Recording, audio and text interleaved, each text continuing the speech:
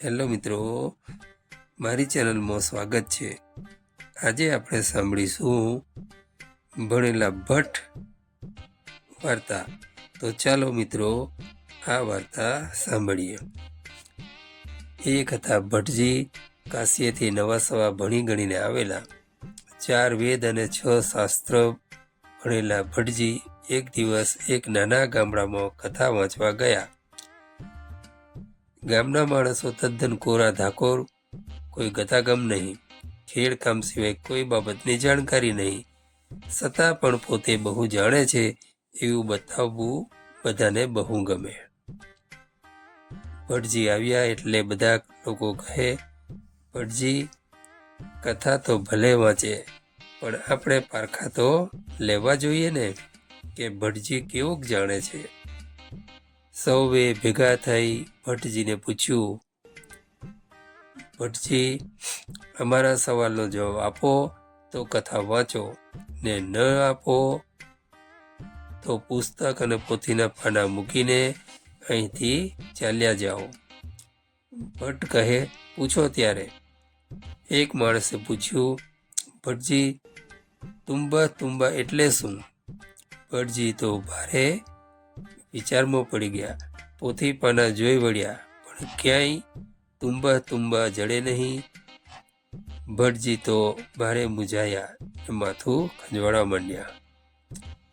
ગામડિયો કહે, ભટ્ટજી, ઈ તમારાથી અમારા સવાલનો ઉત્તર નહીં અપાય। તમારા જેવા તો ઘણા આવી ગયા, પણ કોઈએ ઉત્તર આપ્યો નથી। લ્યો હવે પુસ્તક, પાના અને પોથીઓ અમને સોંપી દો। ભટ્ટજીનું મોં તો લોટની કોથળી જેવું થઈ ગયું। પોતાની પોથી મૂકી બિચારા વિલા મોડે ઘેર પાછા આવ્યા। એને એક ભાઈ હતો, જાજુ ભણેલો ગણેલો નહીં, પણ કોઠા વિદ્યાવાળો ખરો। એને બધી વાતની ખબર પડી એટલે કહે, ભાઈ, એવા અજળ ગામમાં તમારું કામ નહીં, ત્યાં તો અમારા જેવા જોઈએ, એનું માથું ભાંગે એવા।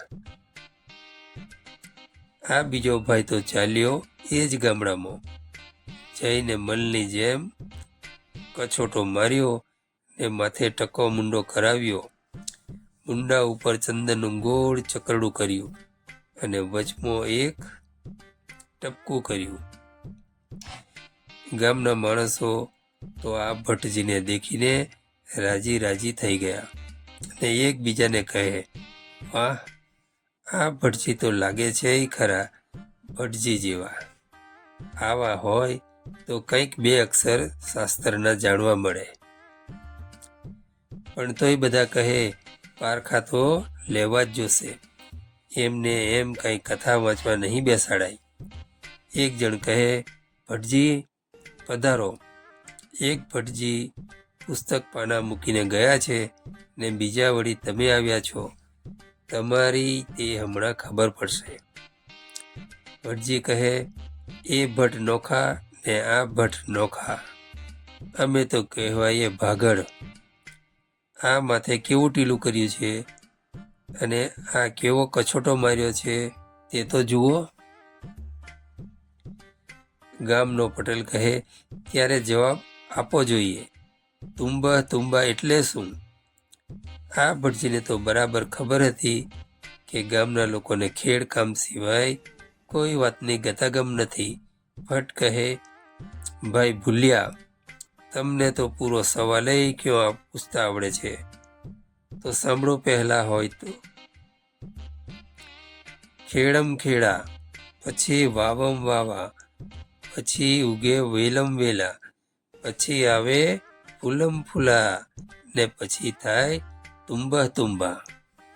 બધા કહેલા, આ ભટ્ટજી સાચા, કેટલું જ્ઞાન છે, જોયું બરાબર કડી ગયા। ઓલિયા આગળ આવ્યા તા, એ ભટ્ટને તો બોરના ડીટીઆઈ જેટલું ન આવડે ને મોટે ઉપાડે કથા વાંચવા આવ્યા હતા। ભટ્ટજીને આખા ગામે વખાણ્યા। બધા કહે, ભટ્ટ ભારે, ભટ્ટ ભારે, ભટ્ટ ભારે। ભટ્ટ તો છે કંઈ જાણકાર, બધી વાતનું એને સમજ પડે. ભટ્ટને તો ગામ આખાએ જમાડ્યા, પોથી પુસ્તક પાછા આપ્યા ને સારી એવી શીખ આપીને વિદાય કર્યા. તો મિત્રો, તમને આ વાર્તા પસંદ આવી હોય તો લાઈક કમેન્ટ કરજો, અને જો તમે અમારી ચેનલ પર નવા હોય તો સબસ્ક્રાઈબ કરી દેજો.